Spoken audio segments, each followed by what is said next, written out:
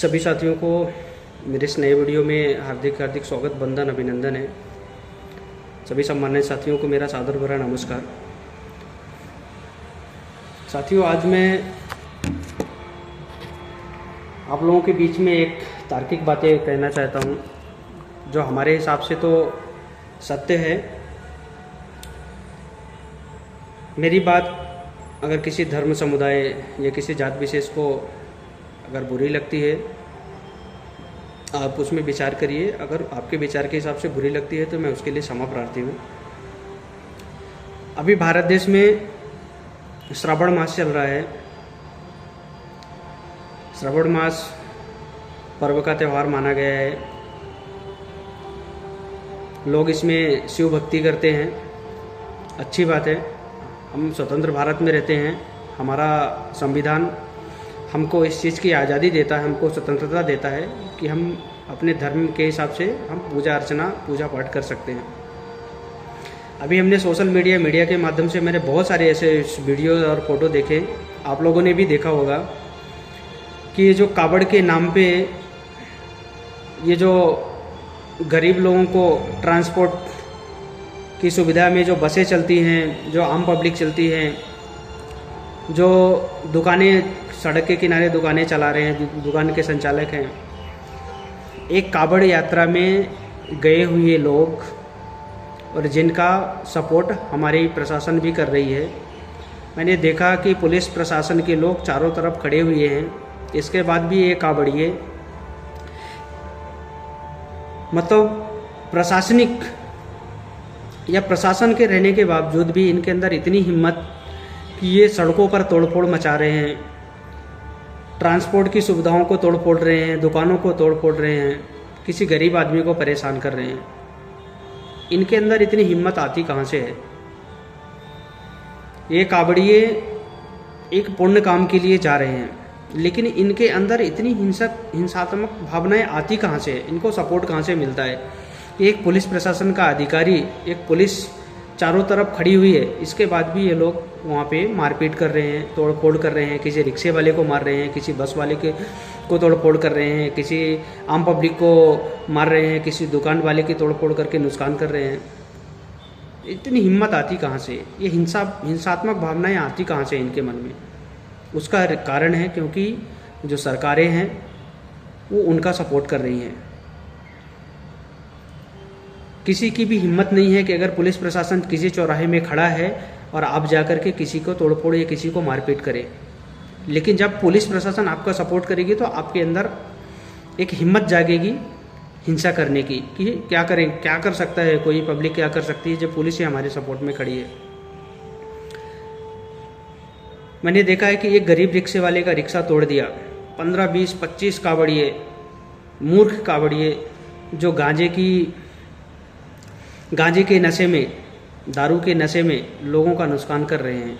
और पुलिस और हमारा जो प्रशासन है हमारे कावड़ियों के ऊपर। और ये कावड़िए कौन है? आप लोगों ने सोचा कभी? ये कावड़िए कौन है? जो मिडिल क्लास फैमिली के लोग हैं, गरीब लोग हैं। इनके ऊपर पुलिस प्रशासन या प्रशासन फूलों की वर्षा करवा रही है। और हम इतने मूर्ख हैं कि हम बहुत खुश हो रहे हैं कि प्रशासन हमारे ऊपर फूलों की वर्षा करवा रही है। हम कितने महान हैं। कभी आपने सोचा? मैं सारे कावड़ियों से या उन सारे अभिभावकों से निवेदन करना चाहता हूँ कि जिनके घरों के लड़के कावड़ लेकर के गए हैं, आप लोगों ने कभी सोचा कि किसी नेता का लड़का, किसी विधायक का, किसी सांसद का लड़का, किसी प्रधानमंत्री का, किसी गृह मंत्री का, किसी भी मंत्री का, किसी भी प्रशासनिक अधिकारी का लड़का, या चाहे जिला कलेक्टर हो, जिला एसपी हो, तहसीलदार हो, एसडीएम हो, उनके लड़कों को आपने कभी देखा कावड़ ले जाते हुए? कभी नहीं देखा, ना कभी आप लोग देखेंगे। ये हम लोगों को मूर्ख बनाया जा रहा है और आप लोग समझ नहीं रहे हो। वो लोग अपने बच्चों को अच्छी शिक्षा दे रहे हैं, अच्छे संस्कार दे रहे हैं, अपने बच्चों को विदेशों में पढ़ा रहे हैं, अच्छे विद्यालय में पढ़ा रहे हैं। और हम क्या कर रहे हैं?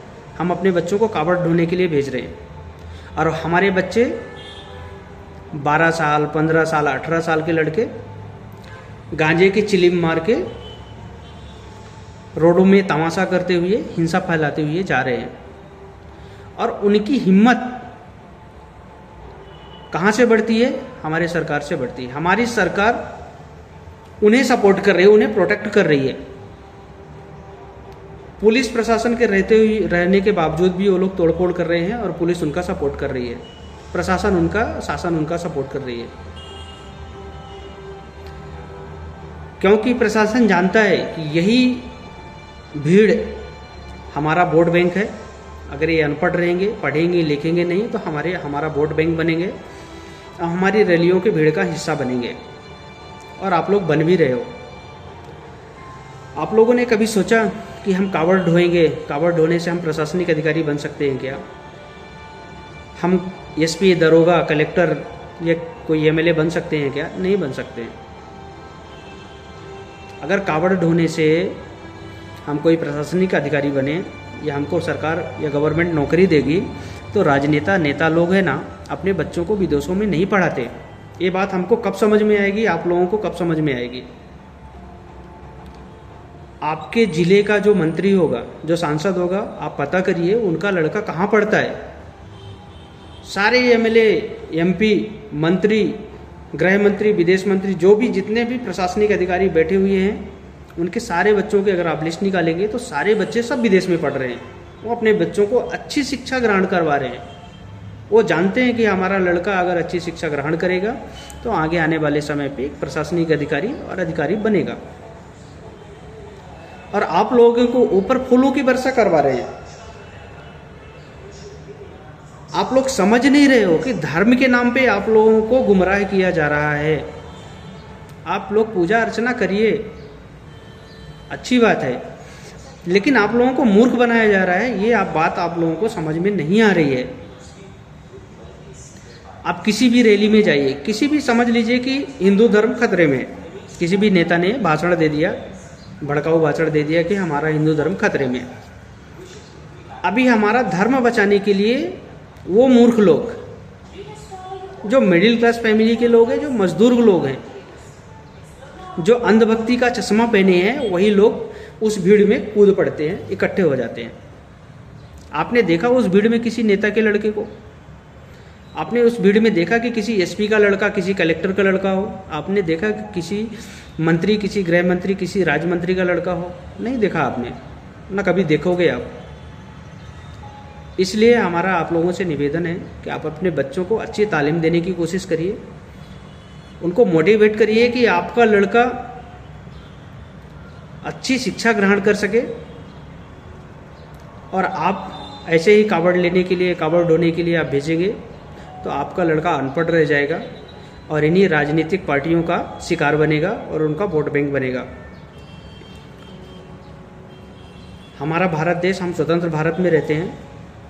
हमारा जो भारतीय संविधान है सभी धर्मों को आज़ादी देता है कि आप अपने धर्म के हिसाब से आप अपना पूजा अर्चना, पूजा पाठ कर सकते हैं।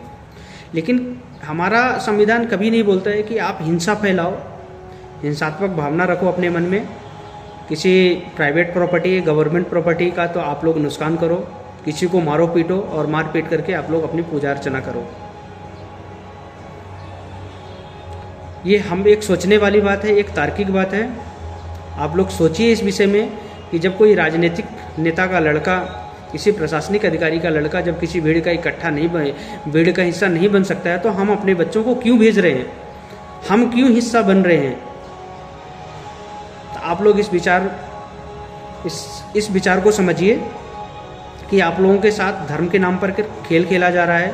आपके बच्चों को गलत दिशा, गलत निर्देश दिया जा रहा है इस धर्म के नाम पर। आप अपने धर्म का पालन करिए, आप अच्छी शिक्षा ग्रहण करिए, आप अपने घर पे रह करके भी पूजा पाठ कर। कोई भगवान नहीं बोलता है, ना किसी किताब में लिखा है कि हमारा उपवास रखो, पैदल यात्रा चलो, भूखे पेट रहो तभी हम प्रसन्न होंगे।